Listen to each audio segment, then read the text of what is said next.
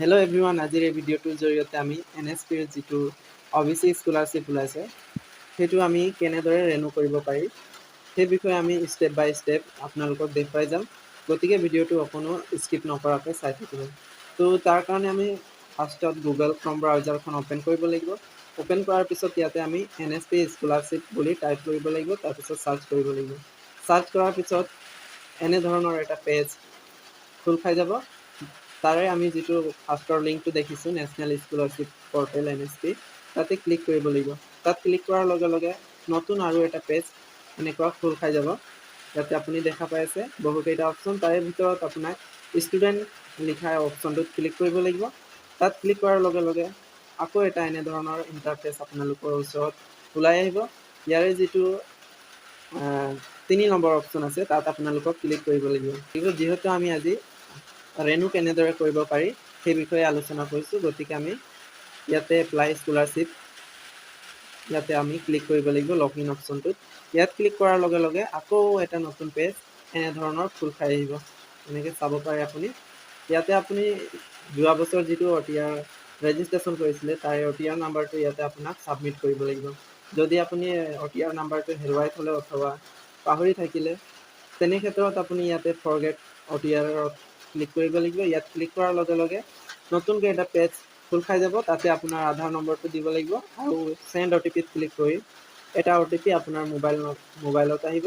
সেই OTPটো ছাবমিট কৰিব লাগিব আৰু লগে লগে আপোনাৰ OTR ৰেজিষ্ট্ৰেশ্যন নাম্বাৰটো স্ক্ৰীণত দেখুৱাই দিব। সেই নম্বৰটো আপুনি নোট কৰি অথবা কেপচাৰ কৰি আপুনি আকৌ এইটো পেজলৈ আহিব লাগিব আৰু ইয়াতে আপুনি ফাৰ্ষ্টত OTR নাম্বাৰটো দিব লাগিব। তাৰপিছত পাছৱৰ্ডত ক্লিক কৰি পাছৱৰ্ড ফিল কৰিব লাগিব। তাৰপিছত অলপমান তলত আহি এই কেপচা কোডখন ইয়াতে ভৰাব লাগিব। ভৰোৱাৰ পিছত লগইন অপশ্যনটোত ক্লিক কৰিব লাগিব। লগইন অপশ্যনটোত ক্লিক কৰাৰ লগে লগে এনেদৰে আপোনাৰ একাউণ্টটো লগইন হৈ যাব ইয়াতে। তাৰপিছত ইয়াতে আপুনি দেখা পাই আছে এইখিনিত একশ্যনত আপুনি প্ৰচিড বুলি এটা বটন পাব, ইয়াতে ক্লিক কৰিব লাগিব। ক্লিক কৰাৰ পিছত এনেধৰণৰ এপ্লিকেশ্যনখন আপোনাৰ ওচৰত ওলাই আহিব। ইয়াতে আপুনি দেখা পাই আছে ৰেনু এপ্লিকেশ্যন, ইয়াত আমি ক্লিক কৰিব লাগিব। আমি যিহেতু যোৱা বছৰে এপ্লাই কৰি থৈছিলোঁ সেইবাবে এইবছৰ আমি আকৌ ৰেনুহে কৰিব লাগিব, নতুনকৈ এপ্লাই কৰিব নালাগে। গতিকে আমি ৰেনু এপ্লিকেশ্যনত ক্লিক কৰিম। ইয়াত ক্লিক কৰাৰ লগে লগে আমাৰ এপ্লিকেশ্যন ফৰ্মখন এনেদৰে ওলাই আহিব। আপোনালোকৰ স্ক্ৰীণত দেখা পাব এনেধৰণৰ। ইয়াতে আপুনি এণ্টাৰ ইউৰ ডিটেইলছত কেইটামান ডিটেইলছ মাত্ৰ আপোনাক ফিল কৰিব লাগিব। ইয়াতে আপোনাক সুধিছে যে যদি হোষ্টেলাৰ হয় য়েছ বুলি দিব লাগিব, যদি নহয় ন' বুলি দিব লাগিব। ইয়াতে ক্লাছ কেতিয়াৰ পৰা ষ্টাৰ্ট হৈছিলে কেলেণ্ডাৰত আপুনি ক্লিক কৰি চুজ কৰিব পাৰিব। তাৰপিছত ইয়াতে প্ৰিভিয়াছ ক্লাছ পাৰ্চেণ্টেজ, যোৱা বছৰৰ পৰীক্ষাত বা যোৱা ছেমিষ্টাৰৰ পৰীক্ষাত কিমান পাইছিলে সেই পাৰ্চেণ্টেজটো ইয়াত ভৰাব লাগিব। তাৰপিছত ৰোল নাম্বাৰ ভৰাব লাগিব। যদি ছেকশ্যন আছে ইয়াতে লিখিব লাগিব, যদি নাই এনে বুলি লিখি থৈ দিব। তাৰপিছত ছেভ এণ্ড নেক্সটত ক্লিক কৰিব লাগিব। তাৰপিছত ইয়াতে ডিটেইলছ ছেভ ছাকচেছফুলি দেখাব, আপুনি অ'কে কৰিব লাগিব। ইয়াতে আমাক এতিয়া দুটাৰ ডকুমেণ্টছ আপলোড কৰাৰ প্ৰয়োজন আছে। ইয়াতে আপুনি দেখা পাই আছে প্ৰথমটো আছে কাষ্ট চাৰ্টিফিকেট, নেক্সটটো ইনকাম চাৰ্টিফিকেট। ইয়াতে আমি ডকুমেণ্টছখন আপলোড কৰিম। তাৰ কাৰণে আমি চুজ ফাইলত ক্লিক কৰিব লাগিব। চুজ ফাইলত ক্লিক কৰাৰ লগে লগে এনেকৈ আপোনাৰ ওচৰত আহিব।